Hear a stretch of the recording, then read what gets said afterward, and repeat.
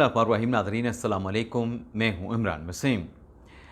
नाज़रीन, प्रोग्राम में सबसे पहले हम बात करेंगे जो वज़ीर आज़म शहबाज शरीफ की ज़ेर सदारत कौमी सलामती कमेटी का जो हंगामी इजलास हुआ है, इस इजलास की बात करेंगे।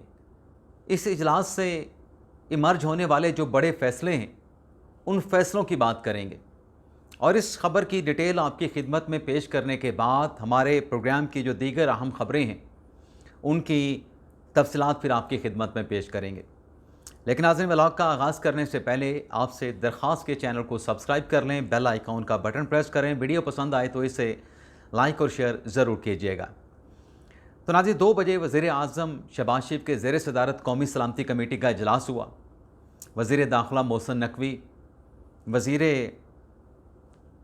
ख़जाना, इसके अलावा army chief general Asim Munir, DGI और दीगर जो मुतल्लिका स्टेक होल्डर्स थे, ख्वाजा आसिफ, वज़ीर दिफा ख्वाजा आसिफ, वो शरीक हुए।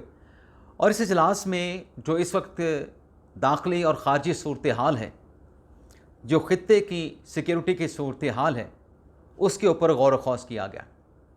और नाज़रीन, जिस वक्त मैं ये प्रोग्राम रिकॉर्ड कर रहा हूँ, अब से कुछ देर पहले इस इजलास का जो एलामिया है वो जारी किया गया और इस एलामिया में ये कहा गया है कि जो इसराइल के या ईरान पर जो जाहरियत मुसल्लत की गई, जो जारहाना इक़दामात ईरान के ख़िलाफ़ उठाए गए, चाहे इसराइल की तरफ से चाहे अमेरिका की तरफ से, उनकी पाकिस्तान ने शदीद अल्फाज में मज़म्मत की है।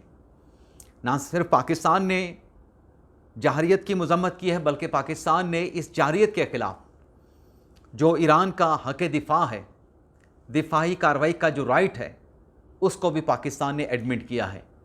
अब यहाँ पे नाज़रीन, ज़रा फ़र्क जानने की ज़रूरत है कि पाकिस्तान ईरान का जो हक़ दिफ़ा है उसको एडमिट कर रहा है।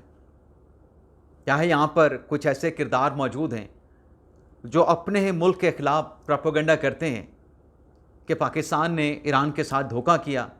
अगर पाकिस्तान ने ईरान के साथ धोखा किया तो ईरान के पार्लियामेंट में शुक्रिया पाकिस्तान के नारे क्यों लग रहे हैं? ईरान हर फोरम पे पाकिस्तान के खिदमात को क्यों सराह रहा है? ईरान हर फोरम पे पाकिस्तान की सपोर्ट, पाकिस्तान की हमायत का शुक्रिया अदा क्यों कर रहा है? क्या ईरान को नहीं मालूम? जो लोग कहते हैं कि पाकिस्तान ने ईरान के साथ अच्छा नहीं किया, क्या ईरान को नहीं मालूम? उनको ज़्यादा बेहतर पता है। ईरान को पता है कि हर फोरम पे पाकिस्तान ने किस लेवल पे जाके उनको सपोर्ट किया है, किस हद तक सपोर्ट किया है। और फिर कौमी सलामती कमेटी के इस इजलास में पाकिस्तान ने क्या कहा है? पाकिस्तान की सियासी असरी क़यादत ने मुत्तफ़िका तौर पे ये रेजोल्यूशन पास किया है कि जो मामला है, जो तनाज़ा है, कशीदगी नहीं बढ़नी चाहिए, कशीदगी का ख़ात्मा होना चाहिए और इस मामले को बातचीत, सफारतकारी, अक़वाम मुत्तहिदा के जो कवानीन है उसके मुताबिक हल किया जाना चाहिए। और इस तनाज़े में जो बैनुल अक़वामी कवानीन हैं, जो आलमी असूल हैं, उसकी पासदारी होनी चाहिए। अब मगरब के ममालिक इसराइल से क्या डिमांड करते हैं? इसराइल पर अपना ईरान से क्या डिमांड करते हैं? ईरान पर इसराइल की तरफ से जो अटैक किया गया, उस पर वेस्ट कंट्रीज़ का क्या मौक़िफ़ है कि गैर मशरूत तौर पर ईरान सरेंडर कर दे? क्या पाकिस्तान ने ऐसी कोई डिमांड ईरान से की? नहीं। पाकिस्तान ईरान के पीछे खड़ा है, ईरान की सपोर्ट कर रहा है। हर महाज पे ईरान के लिए पाकिस्तान ने जितनी सपोर्ट हो सकती है अपनी बसात से बढ़ के ईरान की सपोर्ट की है। अब भारत के साथ जंग का क्या मामला है नाज़रीन?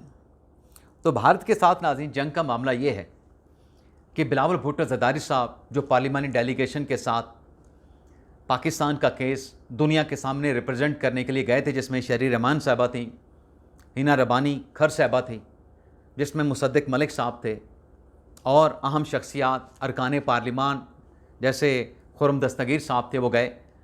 और इस दौरे में बिलावल भुट्टो ज़रदारी ने पाकिस्तान का केस जिस अंदाज से पेश किया, उसका एतराफ़ इंडिया की पार्लियामेंट भी करती है, इंडिया की अपोजिशन भी करती है। मोदी सरकार नहीं करेगी। मोदी सरकार ने तो अपना एक डेलीगेशन, पार्लिमानी डेलीगेशन शशि थरूर के सरबराही में भेजा था दुनिया के सामने अपना केस पुट करने के लिए, रिप्रेजेंट करने के लिए, लेकिन वो पार्लिमानी डेलीगेशन जिसको हेड शशि थरूर कर रहे थे, एक स्टेटमेंट भी दुनिया के किसी मुल्क से पाकिस्तान के खिलाफ नहीं ले सके।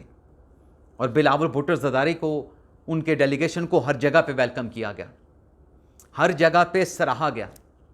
आज बिलावल भुट्टो ज़रदारी उस कामयाब सफारतकारी के बाद, पाकिस्तान का केस कामयाबी से लड़ने के बाद, कामयाबी से दुनिया के सामने रिप्रेजेंट करने के बाद, आज वो कौमी असम्बली के इजलास से खिताब कर रहे थे।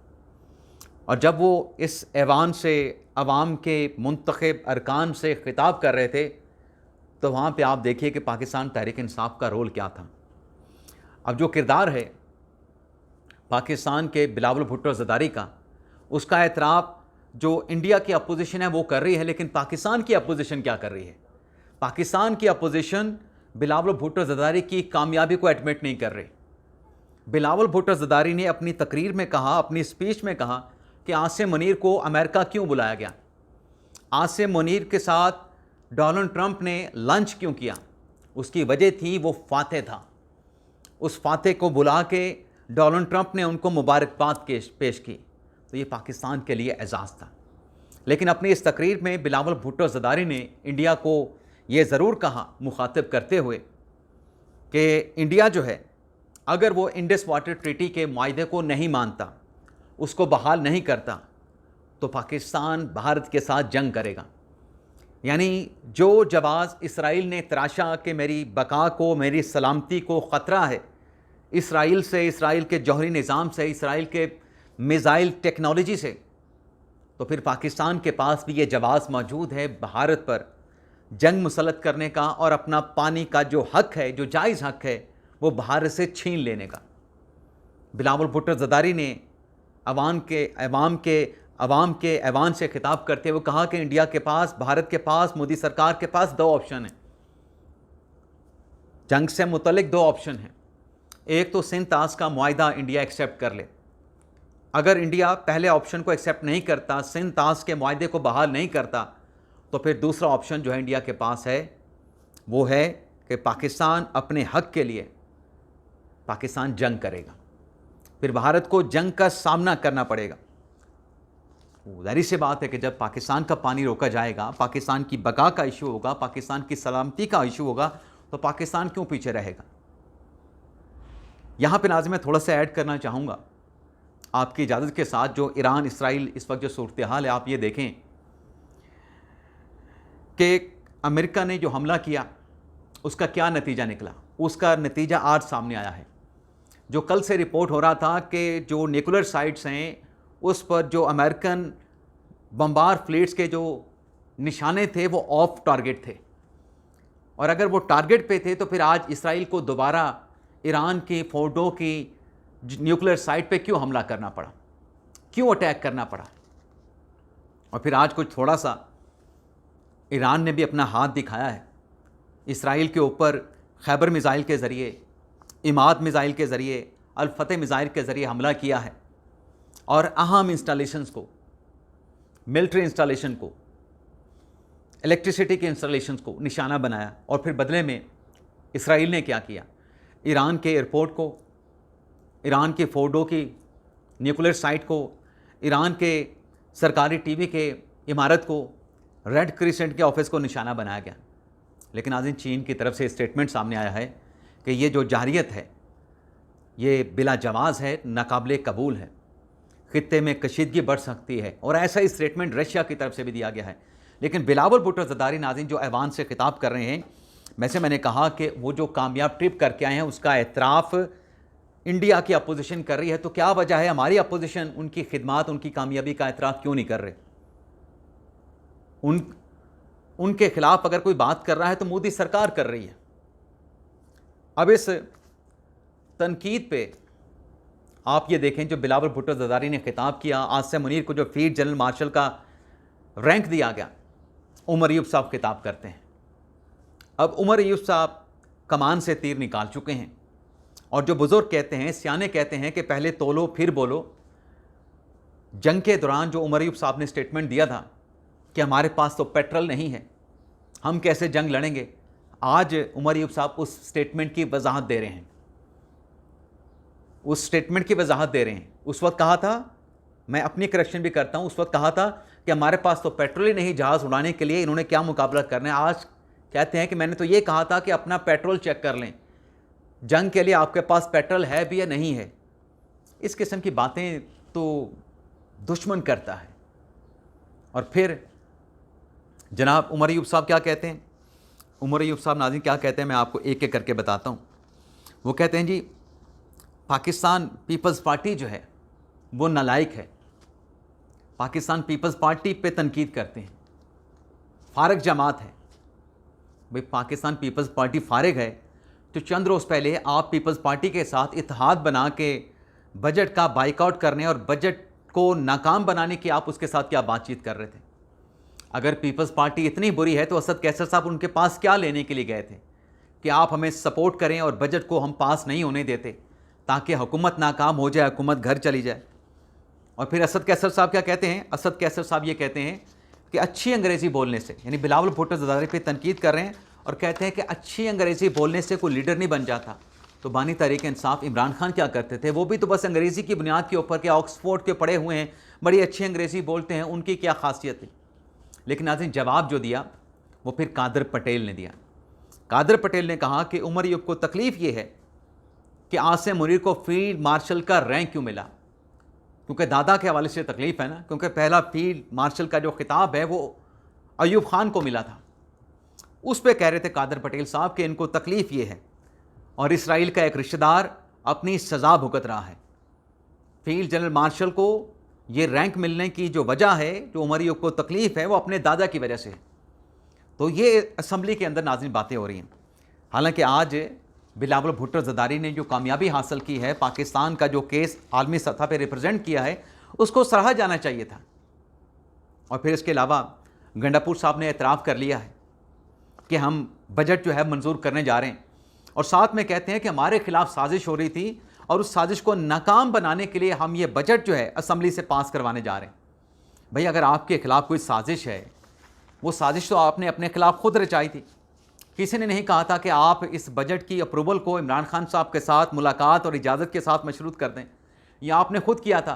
अब आपको आइनी नताइज नज़र आ रहे थे, आइनी डिफ़िकल्टीज़ नज़र आ रही थी। आप कहते हैं कि नहीं अब हमने ये बजट पास करवाना है वरना हमारी हुकूमत घर चली जाएगी। तो आप अब अपने, वो कहते हैं ना कि पहले भी नाज़रीन ऐसा ही एक हुआ था, जब इन्होंने एक प्रपोज़ल पेश किया था एस्टेब्लिशमेंट को, इमरान खान साहब को हाउस अरेस्ट कर दें, बनी गाला मुंतकिल कर दें, जमान पार्क मुंतकिल कर दें, तब इन्होंने ये अवेला करना शुरू कर दिया था कि इमरान खान को हाउस अरेस्ट की पेशकश कर दी गई है। यानी खुद ही ऑफ़र देने वाले, खुद ही तजवीज़ करने वाले और खुद ही उस तजवीज़ को एस्टेब्लिशमेंट के तरफ डाल दिया, एस्टेब्लिशमेंट पे मलबा डाल दिया कि एस्टेब्लिशमेंट ने कहा है कि इमरान खान को हम हाउस अरेस्ट करवा देते हैं, बनी गाला मुंतकिल कर देते हैं। आज भी यही तहरीक इंसाफ कर रही है। खुद ही कहा कि इमरान खान की इजाज़त से मशरूत है, इमरान खान की इजाज़त के बगैर बजट मंजूर नहीं करेंगे। अब उसके कॉन्सिक्वेंसेस जब इनको बताए गए लीगल टीम की तरफ से, वकला की तरफ से, लीगल पॉइंट्स की तरफ से, अब कहते हैं कि हमारी हुकूमत ख़त्म करने की साजिश हो रही है। साजिश तो फिर आप अपने खिलाफ खुद करते हैं। और गंडापुर साहब कहते हैं कि इमरान खान साहब के कहने पे असम्बली तहलील कर दूंगा। नाज़रीन ये भी देखिएगा कि जब इमरान खान साहब ने कहा ना कि असम्बली तहलील कर दें, उसके भी खान साहब को कई तौजीहात ये पेश करेंगे कि खान साहब ना पेश करें, ये तो हमारा शेल्टर है, ये तो हमारी छतरी है। अगर केपी हुकूमत रिजॉल्व कर दी, हम कहाँ पे जाएंगे, कहाँ पे छुपेंगे। इसके अलावा नाज़रीन अगली जो खबर आपके साथ हम शेयर करने जा रहे हैं वो खबर ये है कि इमरान खान साहब के ऊपर जो 8 मुकदमात हैं 9 मई के, 9 मई में इमरान खान साहब की दरख्वास्त ज़मानतों के ऊपर इस्लामाबाद अपना लाहौर हाई कोर्ट के बेंच ने आज समाअत की है, जस्टिस शहबाज रिजवी साहब और जस्टिस तारिक महमूद साहब। और इस बेंच ने इमरान खान साहब की 8 ज़मानत दरख्वास्तों पर समाअत करने के बाद मुकदमे का जो फ़ैसला है उसको महफूज कर लिया है। इमरान खान की तरफ से बैरिस्टर सलमान सफदर ने दलाइल दिए हैं और प्रोसिक्यूशन की तरफ से दलाइल दिए गए कि खान साहब की ज़मानत ना दी जाए, खान साहब की ज़मानत की मुखालफत की गई। तो अदालत ने ये केस सुनने के बाद जो फ़ैसला है उसे महफूज कर लिया था। लेकिन अब से कुछ देर पहले नाज़रीन ये डेवलपमेंट हुई है कि कल लाहौर हाई कोर्ट जो है, लाहौर हाई कोर्ट का 2 रुकनी बेंच जो है, जिसमें शहबाज रिजवी साहब हैं, जैसे तारिक महमूद साहब हैं, इमरान खान साहब की रिहाई का कल ये फ़ैसला करेंगे, ज़मानत दरख्वास्तों का फ़ैसला करेंगे। तो कल जो भी फ़ैसला आएगा, खान साहब की ज़मानत दरख्वास्तें मंजूर हो जाएँ, खान साहब की ज़मानत दरख्वास्तें रिजेक्ट हो जाएँ, जो भी अदालत का फ़ैसला होगा एक बड़ा फ़ैसला होगा। तो कल इसको भी रिपोर्ट करेंगे। इसके अलावा कल बानी तहरीक इंसाफ इमरान खान के साथ 6 पार्टी के अहम रहनुमा मुलाकात करने जा रहे हैं। कल मंगल का दिन है, तो पहले सलमान अकरम नायर साहब हैं जो बानी तहरीक इंसाफ के साथ मुलाकात करेंगे। नियाजुल्लाह नियाज़ी साहब हैं, इमरान खान साहब के तर्जुमान। चौधरी ज़हीर अब्बास साहब हैं, अली ज़मान साहब हैं, खान साहब के साथ मुलाकात करने वालों की फहरिस्त में उनका नाम शामिल है।